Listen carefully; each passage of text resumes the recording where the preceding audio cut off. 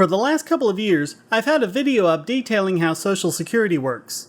I had hoped to show, simply and through logic, how Social Security is a Ponzi scam run as a government fraud against the people.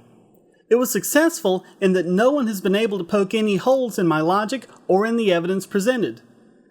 But I did underestimate the steadfast denial that can take place in the minds of those who worship the cult of the omnipotent state. I had quoted the Social Security Administration saying, "As long as the amount of money coming in the front end of the pipe maintains a rough balance with the money paid out, the system can continue forever. There is no unsustainable progression driving the mechanism of a pay-as-you-go pension system, and so it is not a pyramid or Ponzi scheme." I didn't elaborate because I thought that by simply showing how the money goes in and out, and how it behaves precisely as a Ponzi scam does, would be enough. But incredibly, in comment after comment, people kept saying that they found the quote obviously true and that the only problem was the government trying to skim from the top. As long as that didn't happen, so they say, it could continue forever. How? How can anyone think that this could be the case? The only way to make this happen is to run the system at zero costs. But how is that even possible?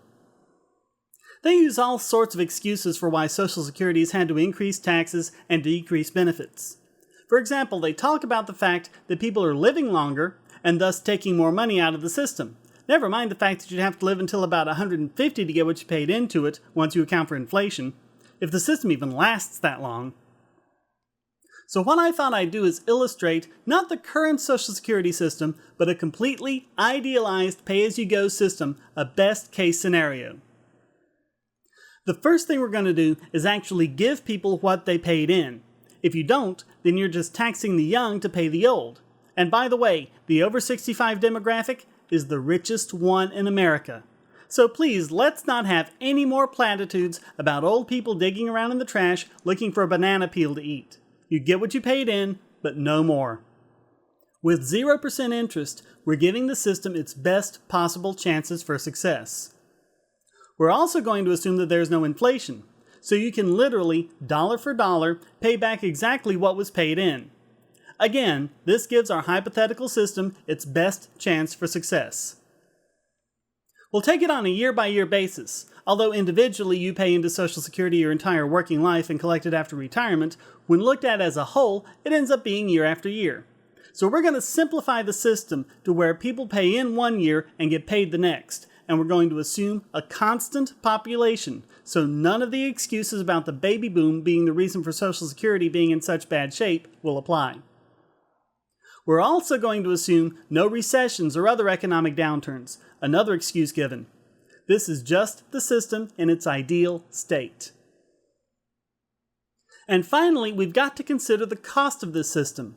Remember, the pay-as-you-go advocates seem to be operating under the assumption that you can run the system at zero cost, just have the money coming in equal to the money going out. Well, let's have our system run by a charity. You can have money coming in, you have the inevitable administrative costs, and you have the money going out. Let's look at Doctors Without Borders. If you include the amount they spend on fundraising, which you should as our system is going to have to collect the money it takes in as well, Doctors Without Borders spends about 13% in costs. In other words, if you donate $1 to Doctors Without Borders, 13 cents of it is lost to administrative overhead and the cost of fundraising, with the other 87 cents actually going to help people. That's a pretty good rate, but let's make ours even better. We'll have a 90% cost efficiency, with 10% being lost to administrative costs. In 2008, revenues from Social Security were just over $800 billion. So let's use that as our starting point. Now it's the next year, so the pay-as-you-go people would say that all we need to do is collect $800 billion and give it to the beneficiaries. But remember, this is only possible if the system can be run at zero cost, and it just can't. With our very efficient 10% overhead, we now have to collect $888 billion. So that when 10% of it, or $88 billion, is spent in costs, we now have the $800 billion left over to pay our beneficiaries. But now it's the next year, and our problem is compounded further.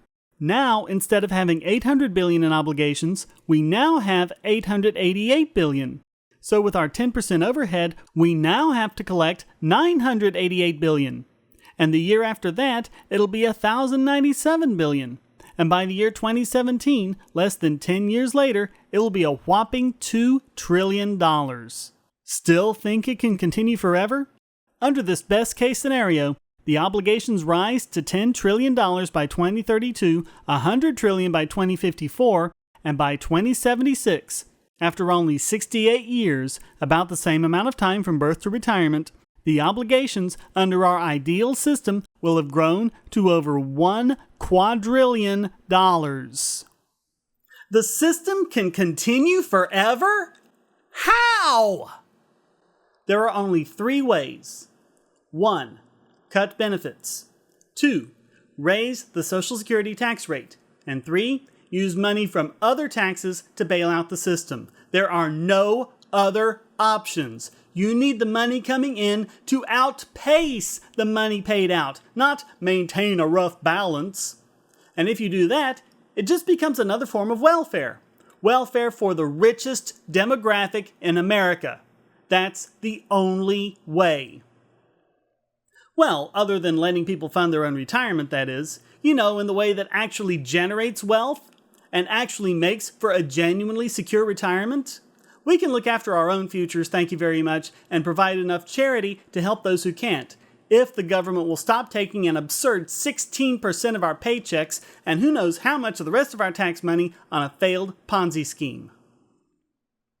In the 2009 report of the Social Security trustees, they predicted that spending on Social Security will be greater than revenues by 2016. This was called misinformation and scaremongering by liberals, who said that the trustees just must have been wrong. Well, as it turns out, they were wrong. That's happening this year, in 2010. So is this really the system you want to depend on when you grow old?